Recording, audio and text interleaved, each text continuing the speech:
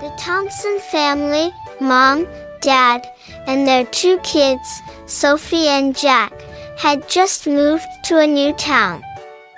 They were excited about their new home, a large, old house called Maplewood Manor. It was a bit run down but had lots of charm with its grand staircase, high ceilings, and big backyard. As they unpacked, Sophie and Jack couldn't wait to explore every corner of their new home, even though the locals had whispered that the house was haunted. From the very first night, strange things started happening. Lights flickered, doors creaked open by themselves, and odd noises echoed through the halls. Jack's soccer ball would roll away on its own, and Sophie's doll kept ending up in different places. At first, the family tried to ignore it, thinking it was just their imagination or the house settling. But when a chandelier started swinging by itself during dinner, they knew something was definitely off.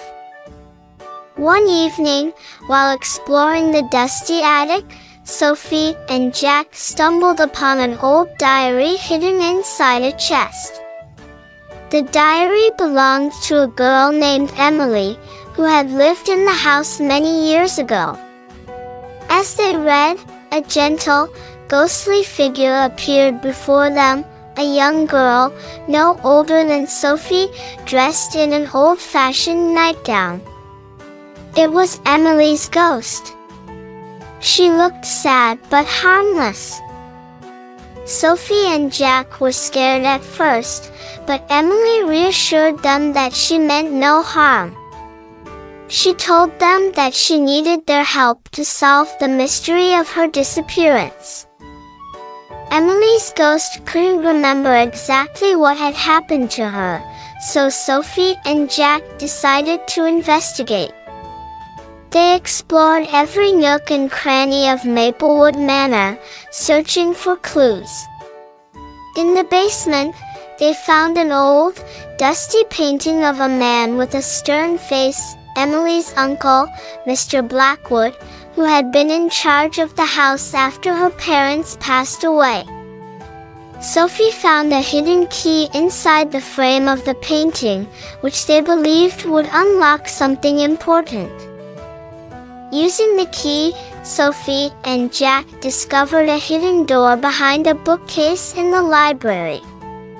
The door led to a secret room filled with old papers, maps, and letters. They learned that Emily's uncle had been searching for a hidden treasure believed to be buried somewhere on the property. Obsessed with finding the treasure, Mr. Blackwood had become paranoid and had locked Emily in the house, fearing she might tell someone about his plans. Emily had tried to escape, but something tragic had happened, leaving her spirit trapped in the house. With their parents' help, Sophie and Jack pieced together the mystery. They found an old map that showed the location of the hidden treasure in the garden. Digging in the spot marked by the map, they uncovered a small, ornate box. Inside the box was a letter from Emily's parents and a beautiful locket. The letter explained that the real treasure was not gold or jewels, but the love and memories the family had shared in the house. Emily's ghost appeared one last time, smiling as she saw the locket. The letter and the locket were the missing pieces that had kept her spirit tied to the house. She thanked Sophie and Jack for helping her find peace. As she held the locket, Emily's ghost slowly faded away, leaving the family with a feeling of warmth and closure. They knew that Emily's spirit was finally free. With the mystery solved, the strange occurrences in the house stopped. Maplewood Manor no longer felt eerie, instead, it felt like a true home. The Thompsons renovated the house, making it bright and welcoming. They planted a beautiful garden where the treasure had been buried, as a tribute to Emily. The family shared their story with the town, and Maplewood Manor became known as a place of history and love rather than hauntings. As the seasons passed, the Thompson family grew to love their new home even more.